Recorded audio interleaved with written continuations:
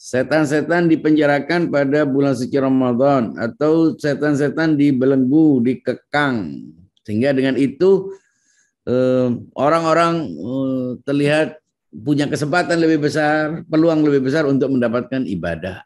Bagaimana menafsirkan, memahami riwayat yang sangat banyak, baik di kalangan Syiah maupun di kalangan Sunni, itu rata-rata banyak riwayat tentang itu.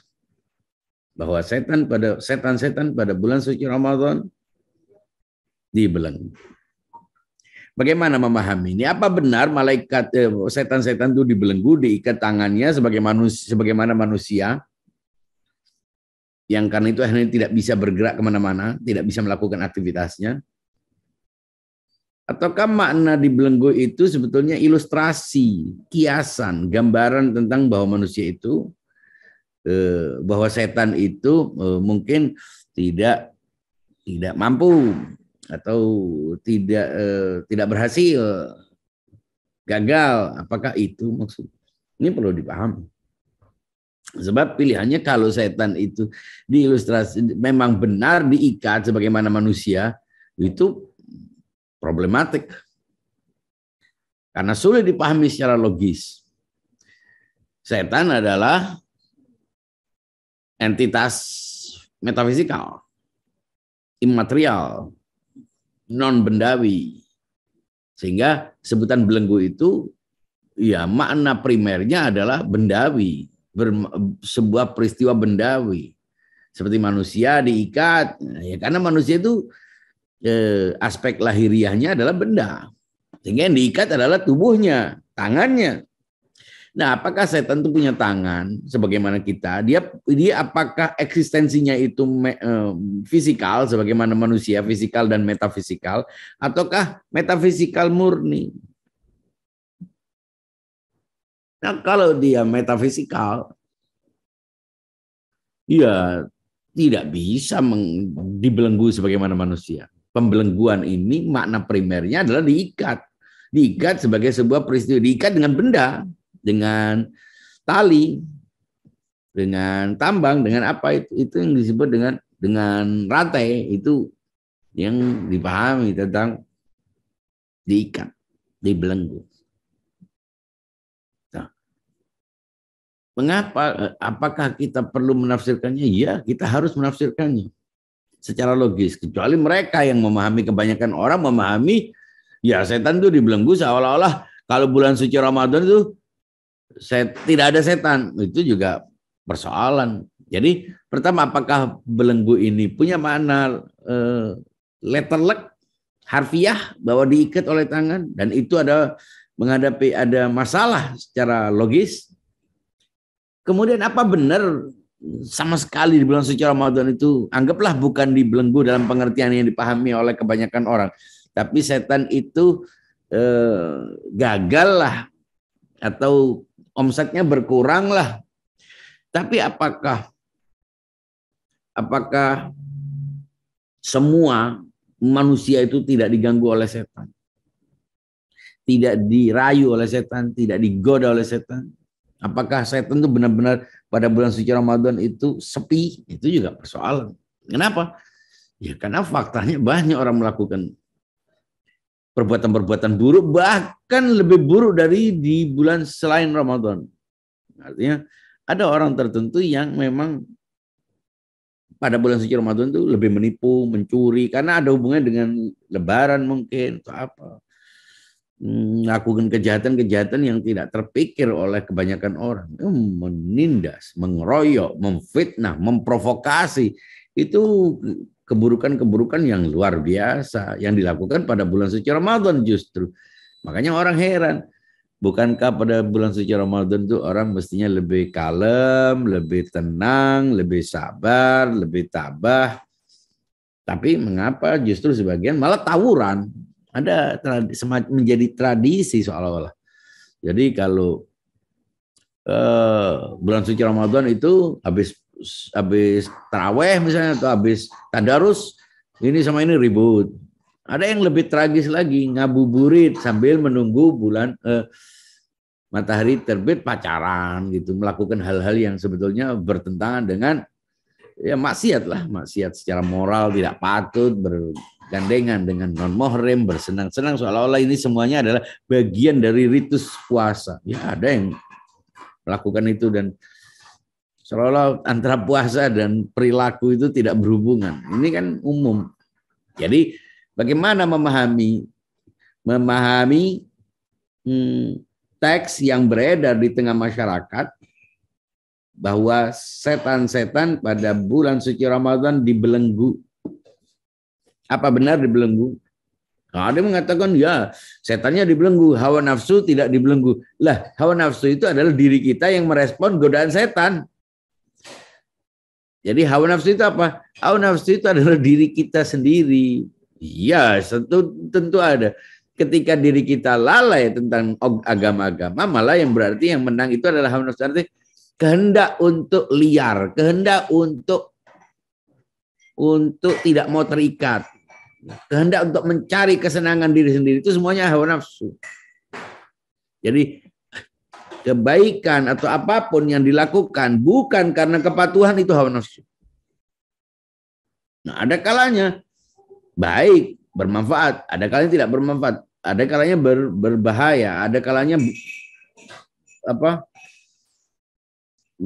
menimbulkan efek negatif, tapi dua-duanya motifnya adalah mengikuti hawa nafsu. Kadang terlihat baik tapi mengikuti hawa nafsu, kadang terlihat buruk tapi mengikuti hawa nafsu. Jadi mengikuti hawa nafsu itu artinya hawa nafsu adalah diri kita, sisi negatif dari kita yang direspon oleh yang merespon ajakan setan. Nah, setan itu apa? Setan itu apa hubungan antara setan dan iblis? Nah, itu juga karena Al-Quran kadang menyebut iblis, kadang menyebut setan.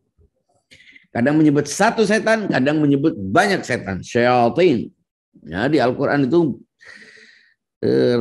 puluhan, bahkan banyak lah. Ada yang dengan kata iblis, ada yang dengan kata singular setan, ada yang dengan kata plural setan-setan. Ada yang setan saja, ada yang setan manusia dan setan jin. Syayatinul jin insi wal jins. Jadi bagaimana kita memahami? Kalau iblis itu adalah salah satu dari jin. Kana minal jinni fafasaqa an amri rabbih. Jadi dia adalah salah satu individu, salah satu spesies dalam genus jin. Fafasaqa, secara personal dia. Lalu dia memberontak, menolak perintah Tuhan. Itu. Jadi iblis itu jin. Nah, setan itu siapa? Setan adalah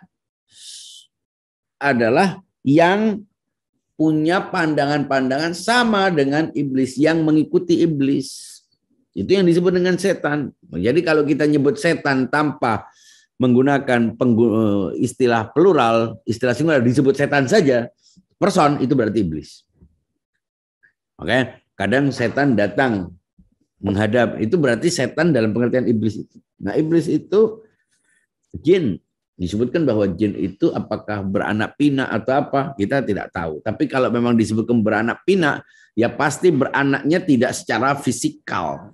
Jadi jangan kita pernah memperlakukan sesuatu yang metafisikal, astral, dengan sesuatu yang bersifat fisikal. Kalau manusia bereproduksi secara biologis, ada prosesnya, itu ada pertemuan antara sperma dan ovum dan seterusnya. Kita tidak, dan itu adalah peristiwa biologis fisikal. Ya, bagaimana ceritanya kita tidak tahu. Jadi pertama, iblis adalah satu jin atau satu individu jin yang melakukan pemberontakan saat dia diperintahkan untuk menghormati Adam. Dan ayat tentang Adam ini, peristiwa tentang iblis menolak menghormati Adam, bersujud kepada Adam di sini artinya penghormatan, itu dikutip dalam banyak surat. Artinya banyak surat yang menyebut tentang itu. Tadi salah satu yang saya sebutkan. Nah, setan adalah siapapun yang menjadi agen iblis. Jadi kalau dia tidak hanya berbuat buruk, tapi mengajak orang berbuat buruk, tidak hanya tidak berbuat baik, tapi menghalangi orang untuk berbuat baik, berarti dia setan. Apakah jenis yang metafisikal dalam bentuk suara-suara membuat orang ragu, membuat orang berhalusinasi, membuat orang pesimis, membuat orang cemas, membuat orang tidak percaya kepada setiap orang, membuat orang berprasangka buruk, itu semuanya adalah bantuan dari jenis gangguan-gangguan jin. Ya, jadi kalau masuknya dalam bentuk pikiran, halusinasi, delusi, prasangka buruk, sindrom-sindrom, itu semuanya dari jenis gangguan. Tapi kalau gangguan setan jenis yang lain yang dekat dengan kita adalah setan manusia. Jadi kalau disebutkan setan itu bukan yang digambarkan oleh orang, hantu, vampir, gundurwo, ya, kuntilanak, apapun namanya. Setan adalah diri kita. Setan adalah masing-masing dari kita ketika kita tidak mengikuti akal sehat kita. Dan itulah hawa nafsu. Jadi kadang-kadang disebut setan, kadang-kadang disebut hawa nafsu. Nah, kalau artinya pihak luar itu setan. Kalau pihak dalam adalah hawa nafsu. Itu sebutannya. Jadi godaan luar, eksternal, yang dilakukan oleh jin, dan itu jin tertentu yaitu iblis melalui agen-agennya, baik jin maupun manusia. Jadi kalau gangguan setan eksternal itu jin. Kalau gangguan eksternal internal itu manusia. Nah, kalau gangguannya di luar itu adalah gangguan setan. Tapi kalau gangguan dalam diri sendiri itu gangguan hawa nafsu. Jadi anggaplah misalnya setannya dibelenggu. Ada orang menyebutkan gitu. Tapi kenapa orang masih berbuat dosa, masih mengganggu, berbuat zalim? Ya karena hawa nafsu. Nah, apa hawa nafsu? Hawa nafsu adalah diri kita. Diri kita saat tidak mengikuti akal sehat, tidak mengikuti norma-norma etika, logika, tidak bertentangan dengan norma-norma kemanusiaan, ketika kita tidak jujur, ketika kita tidak punya kepatuhan kepadanya, itu berarti kita mengikuti hawa nafsu. Artinya mengikuti sisi imajinal kita, sisi sensual kita. Karena di manusia itu ada banyak daya. Ada daya sensual, di mana kita dan hewan juga sama dalam soal itu. Imajinal juga begitu. Dan ada daya rasional.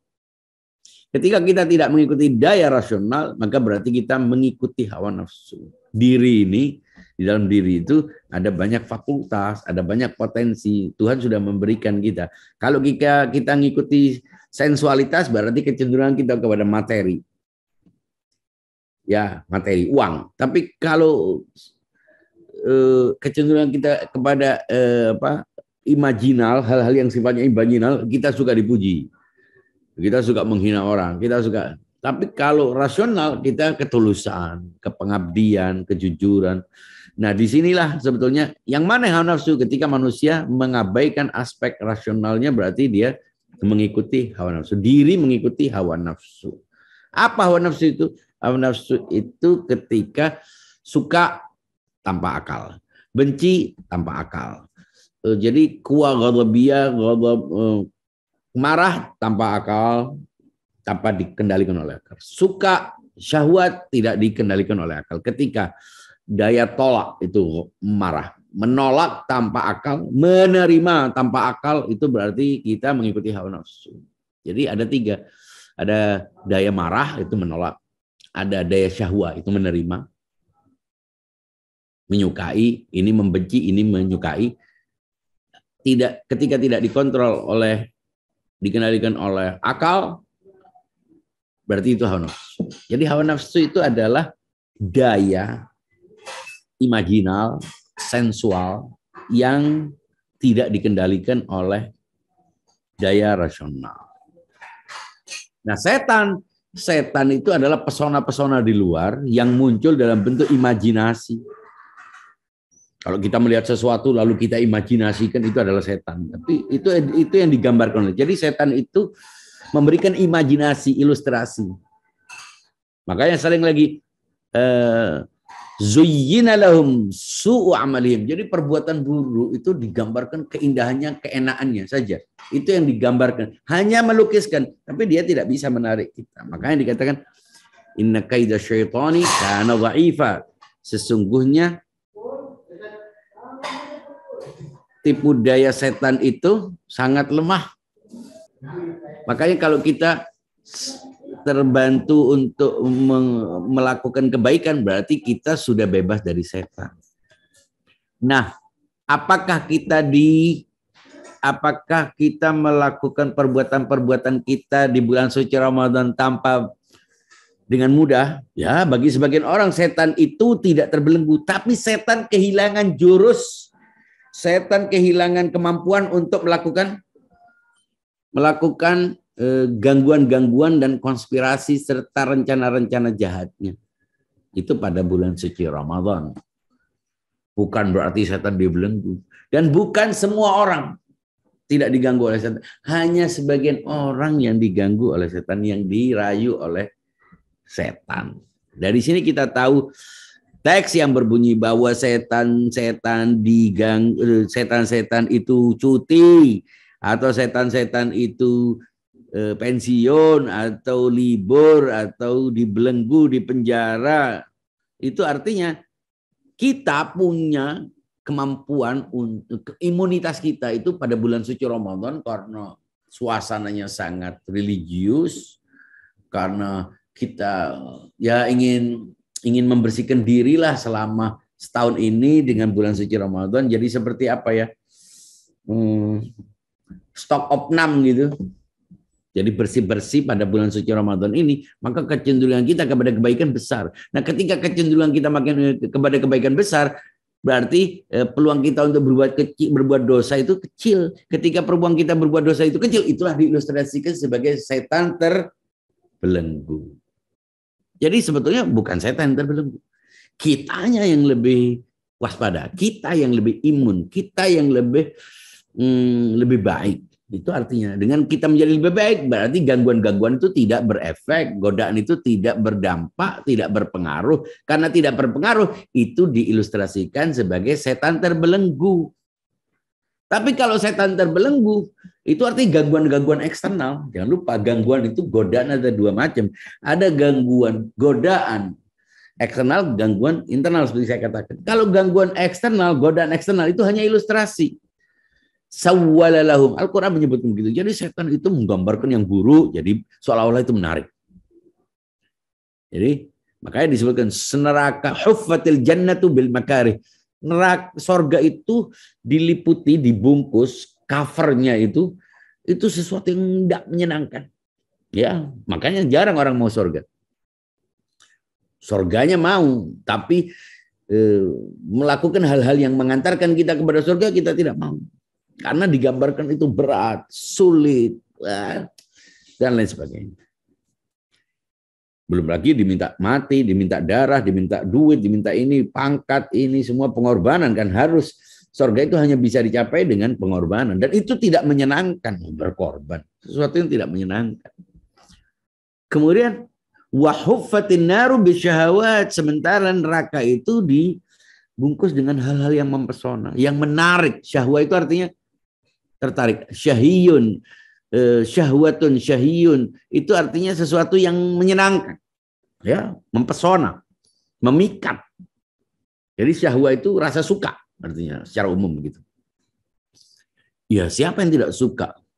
Uang, kejayaan, ketenaran, kemakmuran itu semuanya adalah sampul dari neraka. Makanya banyak orang melakukan itu. Pernah saya contohkan di sini, orang nyumbang, ya, nyumbang oke. Untuk dirinya, dan dia yang menentukan berapa orangnya, siapa orangnya, berapa duitnya. Ya. Tapi ketika dia diwajibkan untuk, ya dia bisa.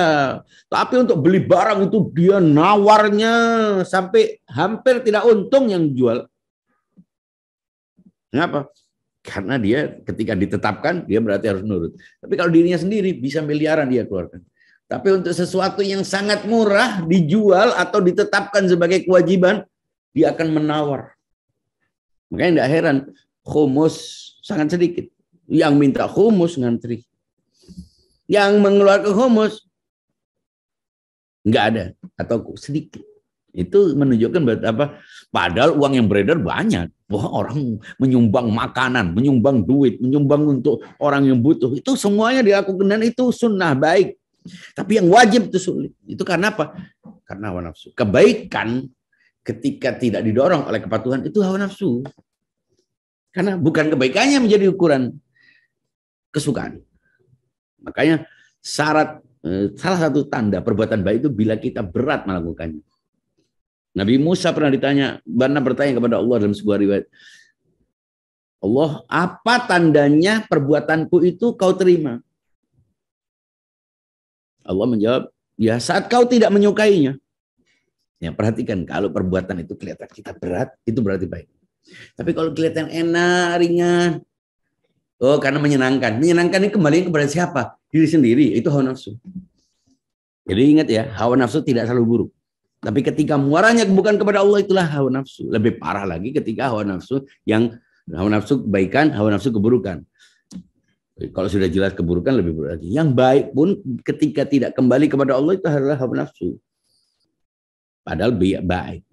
Kalau setan sudah sudah pasti semuanya adalah keburukan. Tapi setan itu di Al-Quran disebut inna kaida syaitani kana dha'ifa. Sesungguhnya tipu daya setan itu sangat lemah. Artinya dia cuma ngasih gambaran-gambaran. Itu tidak ada pengaruh. Orang kalau rasionalitasnya kuat, pengetahuannya kuat, melihat perbuatan dosa disebutkan, mengapa disebut takwa? Tadi kan saya baca, ya ayyuhalladzina amanu kutiba alaikumus shiyam kama kutiba alal ladzina min qablikum la'allakum tattaqun, agar kalian bertakwa. Terus takwa itu bentuknya apa? Kan bingung kita. Masa kita nunjuk orang bertakwa karena penampilannya? Enggak. Nggak bisa kita menunjuk itu. Dari mana kita bisa tahu takwa? Ya takwa itu dari perilaku. Dari mana kita tahu perilakunya? Ternyata perilakunya bermula dari pengetahuan. Jadi perbuatan dosa bagi orang-orang yang bertakwa itu artinya orang yang tahu akibat dari perbuatan buruk. Itu artinya takwa. Sehingga karena dia tahu akibat dari perbuatan buruk itu akan menimbulkan ini, dia menjaga dirinya. Dia menjadi takut terhadap akibat-akibatnya. Ibarat kita melihat kotak listrik yang ada tandanya petir itu. Kita tahu bahwa itu nyata akan bila kita sentuh akan membahayakan. Maka yang tergambar diri kita saat melihat itu adalah hangus. Ya, itu artinya takwa. Jadi takwa itu mengetahui secara jelas akibat dari sebuah perbuatan buruk. Orang sudah punya iman, punya amal, sudah melakukan amal, akan melahirkan takwa. Jadi takwa itu otomatis. Orang tidak bisa disuruh bertakwalah. Oh iya, saya bertakwa sekarang. Nggak bisa itu. Takwa itu artinya berimanlah, beramallah. Nah, kalau nggak punya dua bahan ini, nggak bisa bertakwa. La'allakum tattaqun. Jadi takwa itu adalah yang bebas dari hawa nafsu, ya otomatis bebas dari setan. Makanya kalau orang bebas dari setan, belum tentu bebas dari hawa nafsu. Ya. Kenapa? Karena hawa nafsu dalam diri, setan di luar. Setan juga lemah, tapi dorongan diri sendiri itu sangat mudah. Mengapa? Karena dia bisa menggambarkan, bisa menjustifikasi perbuatan buruk. Bisa menjustifikasi perbuatan buruk. Atau perbuatan baik, tapi perbuatan baik itu dicicil. Makanya orang pelit dan orang riak lebih bagus mana? Nah, kalau bicara tentang bagus, ya lebih bagus orang riak. Dermawan tapi riak daripada pelit. Mengapa? Hitungannya masih berguna. Ketika berguna bagi orang lain, meskipun dia riak, orang lain mendoakan dia, dapat pahala nih. Menyenangkan orang. Ya. Riaknya tidak dapat pahala. Tapi menyenangkan orang dapat pahala.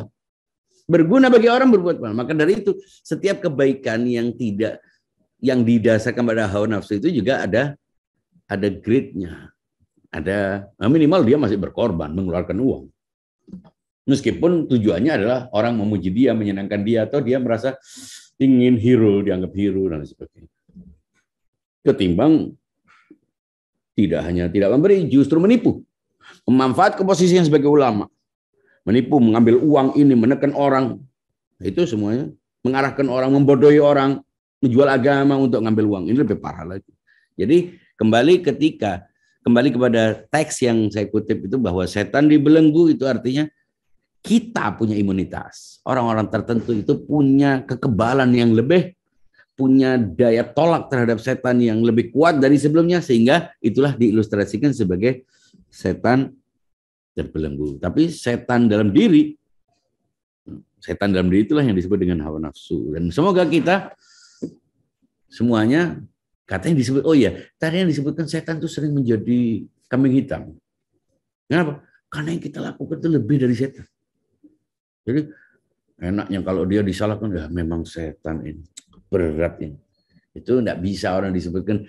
Orang tidak bisa menyalahkan setan. Karena apa? Setan itu lemah. Jadi kalau orang melakukan perbuatan buruk, bukan karena setan.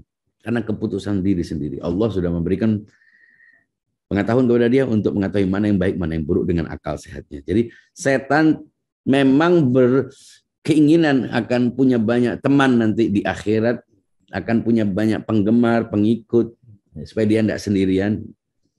Tapi dia tidak punya pengaruh yang kuat, sehingga dia tidak bisa disalahkan atas keburukan-keburukan yang dilakukan oleh manusia.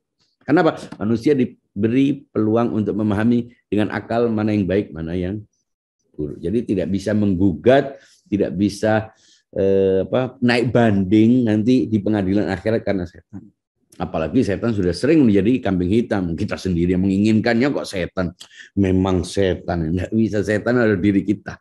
Syayatinul insi wal jin. Jadi kalau ada di antara kita orang yang menyebarkan fitnah di antara kita, di antara seseorang, atau memindah-mindahkan, atau mengganggu, atau apapun, itu sebetulnya adalah orang-orang yang memainkan peran setan. Syayatinul jinni wal insi. Dan kita disuruh membaca untuk menghindari orang-orang yang buruk itu, yang mendengki, yang menyebarkan fitnah, dengan membaca qul a'udzu birabbil falaq min syarri ma khalaq wa min syarri ghasiqin idza waqab. Begitu juga qul a'udzu birabbin nas malikin nas ilahin nas, itu memproteksi diri kita dari setan-setan manusia dan jin.